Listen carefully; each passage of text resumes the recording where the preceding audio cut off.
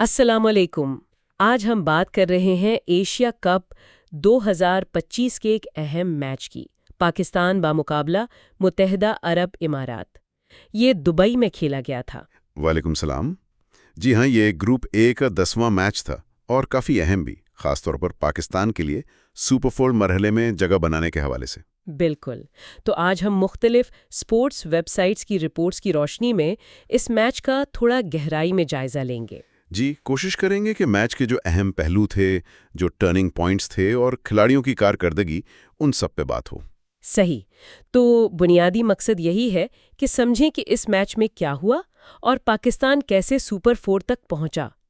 متحدہ عرب امارات نے ٹاس جیتا تھا اور پہلے فیلڈنگ کا فیصلہ کیا، جو دبئی میں عام طور پر ٹیمیں کرتی ہیں۔ جی، پچ کو دیکھتے ہوئے شاید درست فیصلہ تھا۔ تو پاکستان کی اننگ شروع ہوئی۔ شروعات کچھ اچھی نہیں تھی، ہے نا؟ نہیں، بالکل اچھی نہیں تھی۔ سائم ایوب، جن سے کافی امیدیں تھیں، وہ 0 پر ہی آؤٹ ہو گئے۔ یہ تو بڑا دھچکا تھا شروع میں۔ جی ہاں، اور ان کے فوراً بعد صاحبزادہ فرحان بھی زیادہ دیر نہیں ٹک سکے، تو پاور پلے میں ہی پاکستان تھوڑا مشکل میں نظر آیا۔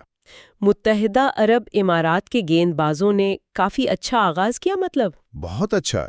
انہوں نے پاور پلے کا واقعی بھرپور فائدہ اٹھایا، خاص طور پر جنید صدیق نئی گیند کے ساتھ کیا کمال کی بولنگ کی۔ ہاں، ان کی 4 وکٹیں تھیں شاید۔ جی بالکل، 4 وکٹیں لی انہوں نے، اور صرف وکٹیں ہی نہیں بلکہ بہت نپی تلی بولنگ کی۔ پاکستانی بلے بازوں کو بالکل کھل کر کھیلنے کا موقع نہیں دیا شروع میں۔ اور جنید کے علاوہ سمرنجیت سنگھ کا بھی ذکر تھا رپورٹس میں۔ جی ہاں، سمرنجیت سنگھ نے بھی بہت اہم کردار ادا کیا۔ انہوں نے 3 وکٹیں حاصل کی، اور وہ بھی درمیانی اوورز میں۔ اچھا۔ تو جب پارٹنرشپ بننے کا وقت ہوتا ہے نا، اس وقت انہوں نے وکٹیں لے کر پاکستان پر دباؤ برقرار رکھا۔ تو ایک وقت تو ایسا لگ رہا تھا کہ پاکستان شاید 120 یا 130 تک ہی پہنچ پائے گا۔ بالکل ایسا ہی لگ رہا تھا۔ تقریباً 70 رنز پر آدھی ٹیم آؤٹ ہو چکی تھی، تو صورتحال کافی تشویشناک تھی۔ یہاں یہ سوال بھی اٹھتا ہے کہ کیا پاکستانی ٹاپ آرڈر نے انہیں تھوڑا ہلکا لے لیا تھا، یا پھر یو اے ای کے بولرز نے واقعی بہت عمدہ بالنگ کی؟ میرا خیال ہے مؤخر و ذکر بات زیادہ درست ہے۔ رپورٹس تو یہی بتاتی ہیں کہ انہوں نے اپنے پلان پر بہت اچھی طرح عمل کیا، لیکن پھر میچ میں جان آئی۔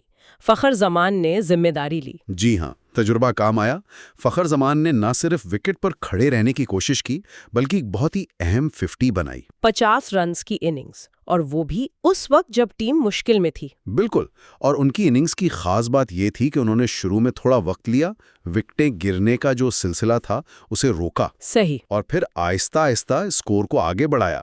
صرف چوکے چھکے نہیں بلکہ سنگلز ڈبلز پر بھی دھیان دیا، جو اس پچ پر بہت ضروری تھا۔ تو انہوں نے ایک طرح سے اننگز کو اینکر کیا اور ایک بنیاد فراہم کی۔ بالکل، لیکن جب وہ آؤٹ ہوئے تو پھر لگا کہ شاید پاکستان 130-135 پر ہی رک جائے گا۔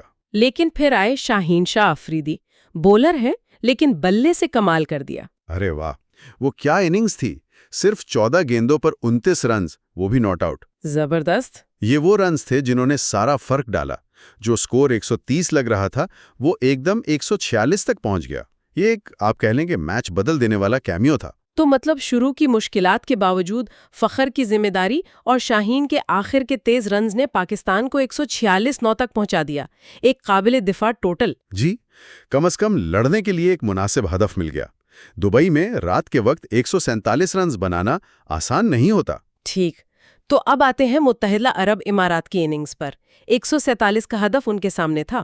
کوشش تو کی ہوگی انہوں نے کہ اچھی شروعات کریں۔ جی بالکل، کوشش تو یہی تھی کہ پاور پلے میں وکٹیں نہ گنوائیں اور ایک اچھی بنیاد رکھیں۔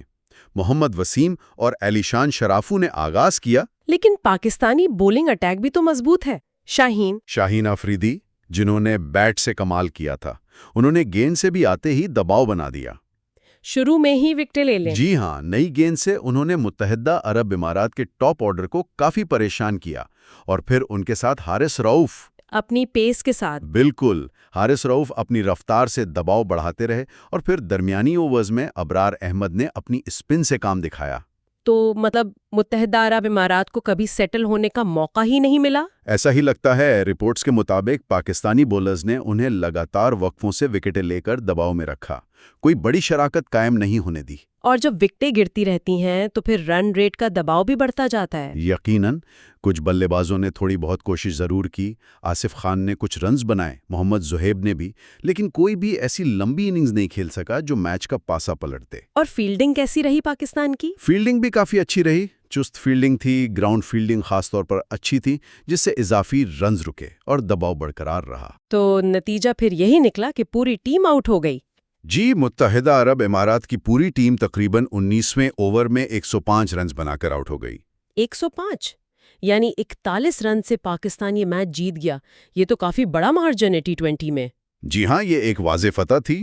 اس سے یہ بھی ظاہر ہوا کہ متحدہ عرب امارات کی بولنگ نے تو بہت اچھا پرفارم کیا، لیکن بیٹنگ میں وہ دباؤ برداشت نہیں کر پائے۔ تو اب اگر ہم میچ کے ہیروز کی بات کریں، نمایاں کارکردگی کس کی رہی؟ پاکستان کی طرف سے تو میرے خیال میں 2 نام واضح ہیں۔ بلا شبہ، ایک تو فخر زمان کی وہ مشکل وقت میں بنائی گئی نصف سنچری، جی، اور دوسرے شاہین افریدی۔ ان کی تو آل راؤنڈ کارکردگی تھی۔ پہلے وہ آخر میں آ کر تیز ترین 29 رنز، جس نے سکور کو اوپر پہنچائے۔ بالکل، اور پھر نئی گیند سے آ کر ابتدائی وکٹیں لے کر متحدہ عرب امارات کو شروع سے ہی بیک فٹ پر دھکیل دیا۔ یہ دونوں پرفارمنسز میچ وننگ ثابت ہوئیں۔ صحیح۔ اور متحدہ عرب امارات کی طرف سے ان کی بھی تعریف کرنی چاہیے، ضرور کرنی چاہیے، خاص طور پر جنید صدیق۔ 4 وکٹیں لینا، وہ بھی پاکستان جیسی بیٹنگ لائن کے خلاف، یہ غیر معمولی کارکردگی ہے۔ واقعی قابل تعریف۔ اور اسی طرح سمرنجیت سنگھ کی 3 وکٹیں بھی بہت اہم تھی۔ ان دونوں کی بولنگ کی وجہ سے ہی پاکستان 170 180 تک نہیں جا سکا، ورنہ شاید میچ یک طرفہ ہو جاتا۔ تو یہ بات تو ہے کہ ان کے بولرز نے دکھایا کہ ان میں ٹیلنٹ ہے۔ بالکل، اور یہ کئی رپورٹس میں بھی کہا گیا کہ جنید کی بولنگ نے یہ ثابت کیا کہ ایسوسی ایٹ ٹیموں میں بھی کتنی صلاحیت موجود ہے۔ اچھا، تو نتیجہ یہ ہوا کہ پاکستان 41 رن سے جیتا۔ اس جیت کی اہمیت صرف 2 پوائنٹس نہیں تھیں، بلکہ جی، اس سے بڑھ کر تھی۔ اس جیت کے ساتھ ہی پاکستان نے ایشیا کپ 2025 کے سپر 4 مرحلے کے لیے کوالیفائی کر لیا، جو کہ ٹورنامنٹ میں آگے جانے کے لیے بہت ضروری تھا۔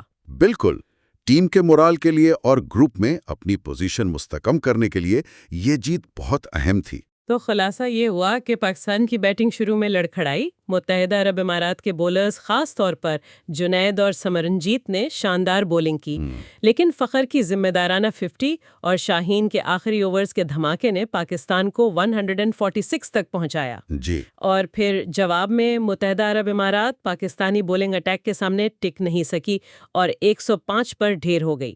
پاکستان نے 41 رن سے میچ جیتا اور سپر 4 میں جگہ بنا لی۔ بالکل صحیح خلاصہ ہے۔ یہ میچ یہ بھی دکھاتا ہے کہ T20 میں کوئی بھی ٹیم، خاص طور پر بولنگ میں، کسی بھی دن اپسیٹ کر سکتی ہے یا کم از کم سخت مقابلہ دے سکتی ہے۔ ہاں، یہ تو ہے۔ لیکن ساتھ ہی یہ بھی ظاہر ہوا کہ تجربہ اور دباؤ میں کھیلنے کی صلاحیت کتنی اہم ہے، جیسے فخر اور شاہین نے مشکل وقت میں ٹیم کو نکالا۔ صحیح کہا۔ لیکن یہاں ایک دلچسپ نقطہ بھی ہے سوچنے کے لیے، جس کا ذکر کچھ تجزیوں میں بھی ہے۔ جس طرح متحدہ عرب امارات کے بولرز نے، خاص طور پر جنید صدیق نے، پاکستان کے ٹاپ آرڈر کو پریشان کیا، یا اس سے بھی زیادہ سخت مقابلے اکثر دیکھنے کو ملیں گے۔ یہ ایک چیز ہے جس پر غور کیا جا سکتا ہے اس میچ کے بعد۔